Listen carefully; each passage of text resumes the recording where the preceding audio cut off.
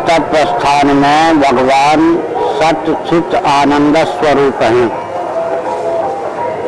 सत्य का अर्थ होता है जिसका कभी नाश न हो, बाध न हो। चित्त का अर्थ होता है जो चिद्रूप ज्ञान स्वरूप हो। आनंद का अर्थ होता है जो परम सुख स्वरूप हो। ये सच्चिदानंद स्वरूप परमात्मा अचिंत्य लीला शक्ति के योग से पंच कृत्यों के निर्वाहक होते हैं। उत्पत्ति, स्थिति, समृद्धि, निग्रह, अनुग्रह, ये 5 कृत्य हैं। भगवान जब सृष्टि की रचना के लिए उन्मुख होते हैं तब उनका नाम हिरण्यगर्भात्मक सूर्य होता है। पालन के समय उनका नाम विष्णु होता है। संहार के समय उनका नाम शिव होता है। निग्रह के समय उनका नाम शक्ति होता है। अनुग्रह के समय उनका नाम गणपति होता है। ये वेदांत शास्त्र सम्मत सनातन धर्मियों के सच्चिदानंद स्वरूप परमात्मा के 5 अभिव्यक्त रूप हैं।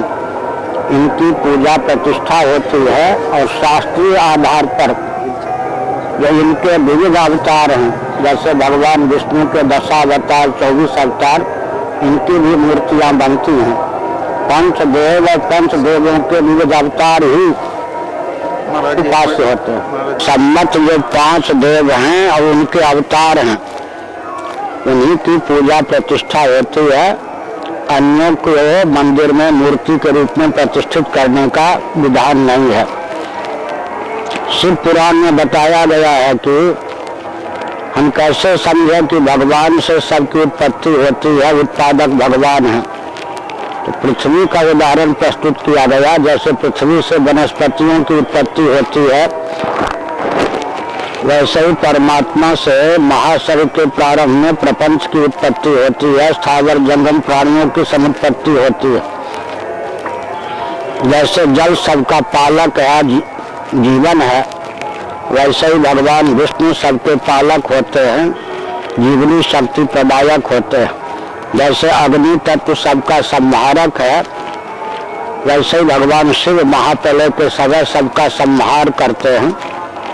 जैसे वायु तत्व में निग्रह की क्षमता है, वैसे भगवती शक्ति में निग्रह की क्षमता होती है। और जैसे आकाश, पृथ्वी, जल, तेज, वायु, भूत चतुष्टय और उनके जितने कार्य हैं सबको आश्रय देता है, सबका आश्रय तत्व सिद्ध होता है, वैसे ही अनुग्रह करता भगवान होते हैं।